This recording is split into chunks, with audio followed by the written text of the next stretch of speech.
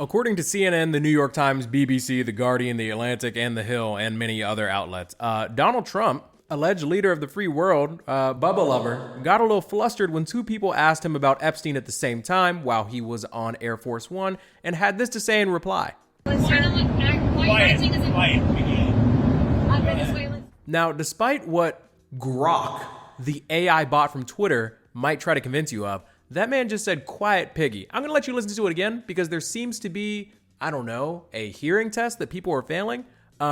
This is Trump again saying the words. Quiet, Piggy. Here it is again with a filter. Quiet, Piggy. Here it is with the volume boosted all the way to the max, just to make sure that you really get it. Quiet, Piggy. Here it is again, not the first word, just the second word. Piggy. That was quick, let me repeat it.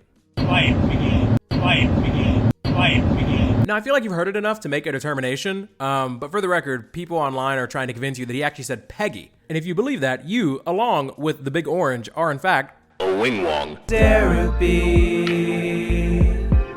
Like the video. Also, I know very long intro, but gotta mention this. Must be a shortage of mirrors in the White House. Maybe they were all moved to the area that Trump got knocked down for the ballroom. Trump calling anyone else Piggy is like Nicki Minaj calling someone else a bit high-strung. We'll get to her, though. And I know this sounds like I'm making a big deal out of nothing, but honestly, a part of it is just that I hate gaslighting. It's one of my pet peeves. And that's what I see when I open that godforsaken Bird app and I see 37,000 tweets about Peggy, because some loyal red teamers are trying to convince you that Trump was not in fact calling someone Piggy. He was actually saying Peggy, even though the words actually don't sound that similar, even though there's only one letter difference. But I digress. This is turning into a bit of a rant. I think I'm just like kind of fed up with people acting like Trump just calling people names is normal because there are so many worse things that are going on.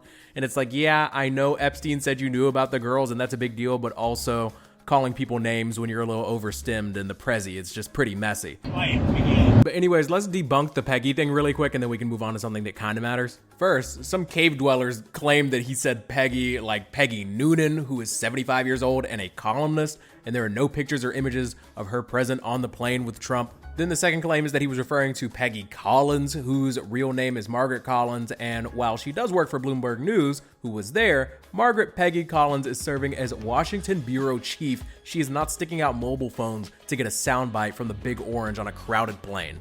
Also, Trump has called like at least 3 other people a pig. He called Roseanne Barr a pig. In 2017, Gail Collins wrote that Trump said she had the face of a pig.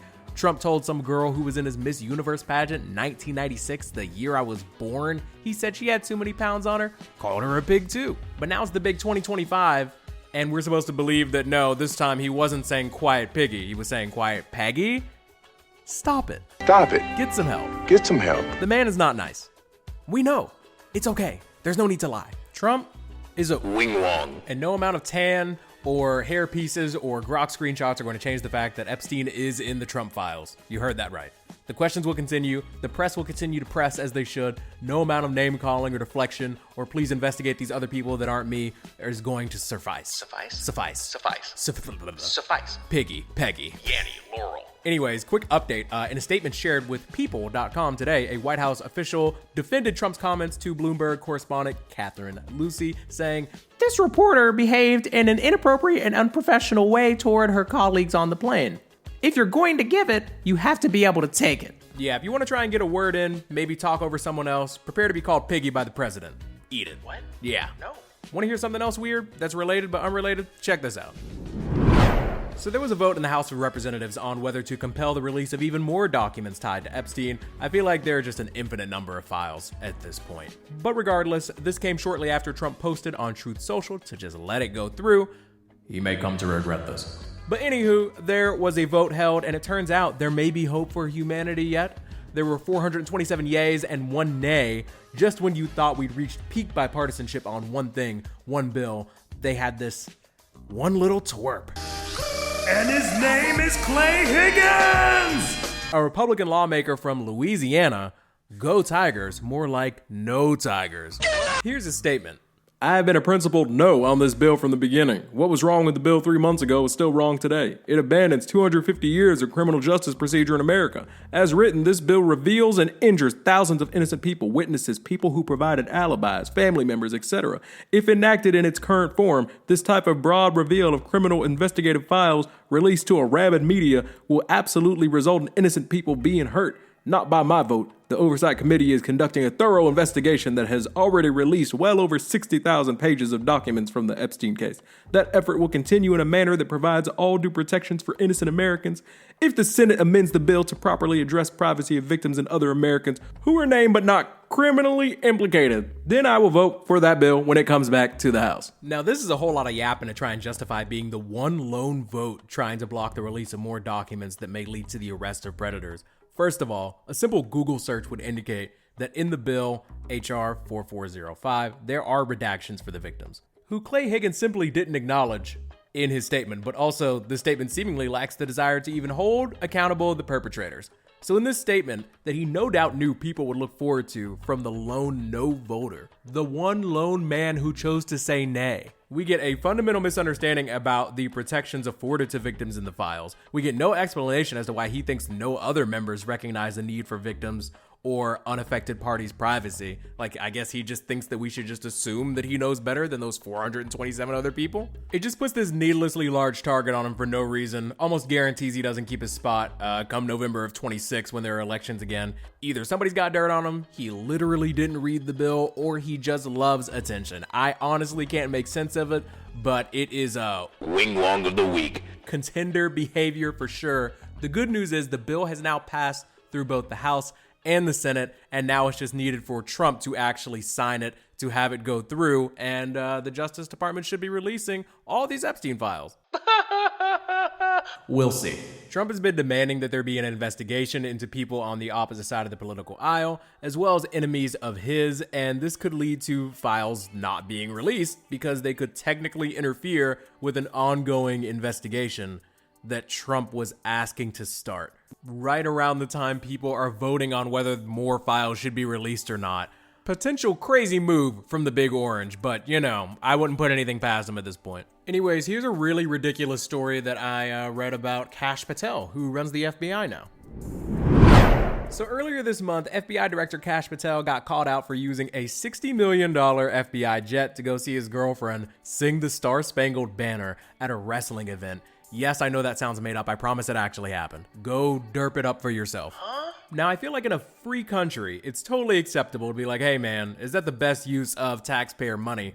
Also, this happened in the middle of the government shutdown, so the optics aren't ideal for you taking personal trips with the big jet to go see the girl sing. But when I saw the story a few weeks ago, I was like, it is a little embarrassing, but you know, he gotta move somehow. Perks of the big job, right? But then this came across my desk and I was like, okay, hold on. Is this actually necessary though? Reportedly, Kash Patel has assigned his girlfriend elite FBI detail, got her a personal SWAT team.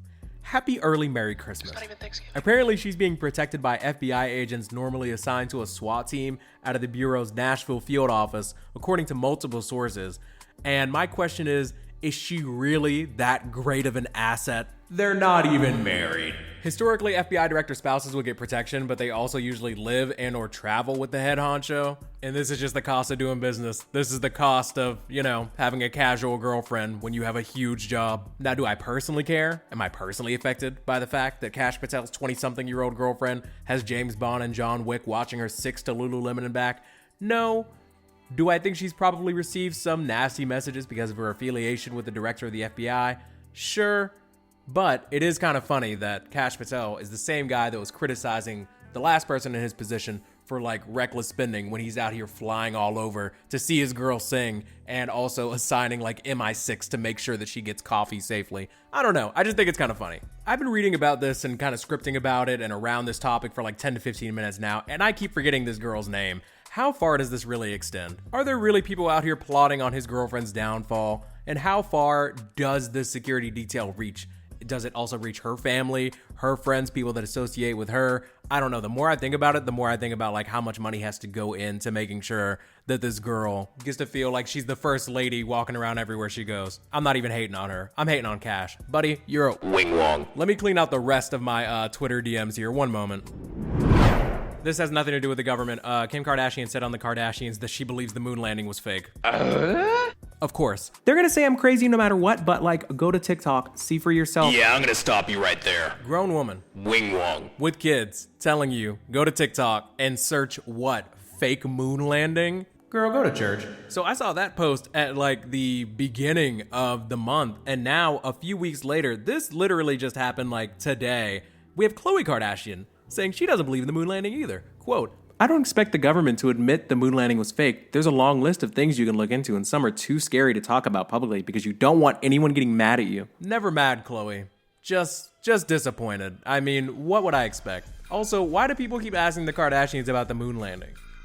Who are they? What do they even do? Oh, I suppose we can actually end with this.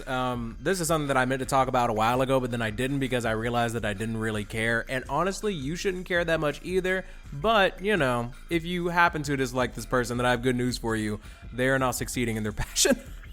I'm sorry. That sounds really mean, but hear me out. Sydney Sweeney is somebody that is mainly popular from her role on the hit HBO show Euphoria. She's also known for wearing jeans and then being blue and her being proud of her jeans and how they help her blue eyes, whatever. She recently did an interview where Red Team gave her mad props because an interviewer asked her what it was like to get a Trump shout out, and she was like, surreal.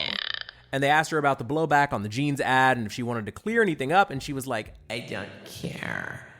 When I have something I want to talk about, then I'll talk about it some other time when someone else is asking me to talk about stuff in a setting where I just talk like an interview, but not this one and not about that. We're paraphrasing. And Red Team was like, hell yeah, brother. She took that lip down. Dunk on her. You're so hot. Well, funny thing happened. Sydney Sweeney movie dropped shortly after that, and it boom. Yeah, I'm talking like it dropped weeks ago. And hasn't made like 2 M's, like 1 M opening weekend, but it's not looking good. Looking like one of the worst box office openings of the year, maybe of all time. Duh. And I personally don't hate Sydney Sweeney. She just has this like kind of smugness to her that kind of annoys me. And she has this tendency to play dumb, like when she attended that MAGA-themed birthday party and then acted surprised when people called it a political statement. I feel like it'd be easier as a famous person to just be like, hey, yo, that's fam, and this is me. Or when asked about something controversial, just be like, they may say this, but this is how I feel. And instead, it all just feels like oddly condescending. And she thinks it'll slide forever because she's conventionally attractive according to the web. But according to me, she's conventionally unimpressive as a human. And money talks. And she dropped 3 films in the past year or 2, and they all reeked. Ew. She starred in Eden, which had a initial budget of around $55 million, and it made back Two. So yeah, if you're a Sweeney stan, I would bank on Euphoria being a hit because Hollywood's not going to keep paying out if she's not bringing that revenue in. I hope that Gene money is good because the film career right now is looking like a wing-wong mess. If you enjoyed this episode, please remember to like the video. Derapy is brought to you by Owl Soapery. If you don't want to stink, maybe tap on that link. They support Derapy, so please support them. All natural botanical oil, something nice for the daily routine. Want to make sure that you're out here smelling fresh. Or consider joining the channel for as little as $1 if you want to support that way. That's all I have for you all today. Pay attention to what's going on in the world if you can.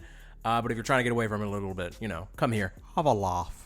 Love you, mean it, spread the bread, and enjoy the outro. I'll see you tomorrow. Lock in, this is important. So I said, let me ask you a question. And he said, nobody ever asked this question. And it must be because of MIT, my relationship to MIT. Very smart. He goes, I say, what would happen if the boat sank from its weight and you're in the boat and you have this tremendously powerful battery and the battery's now underwater and there's a shark that's approximately 10 yards over there. By the way, a lot of shark attacks lately. Do you notice that? A lot of shark. No. I watched some guys justifying it today. Well, they weren't really that angry. They bit off the young lady's leg because of the fact that they were not hungry, but they misunderstood who she was. These people are crazy. He said there's no problem with sharks. They just didn't really understand a young woman swimming now who really got decimated, and other people too, a lot of shark attacks. So I said, so there's a shark 10 yards away from the boat, 10 yards, 10 yards. or here. Do I get electrocuted if the boat is sinking, water goes over the battery, the boat is sinking? Do I stay on top of the boat and get electrocuted? Or do I jump over by the shark and not get electrocuted? Because I will tell you, he didn't know the answer. He said, you know, nobody's ever asked me that question. So smart. I said, I think it's a good question. I think there's a lot of electric current coming through that water. But you know what I'd do if there was a shark or you get electrocuted? I'll take electrocution every single time. Nurse!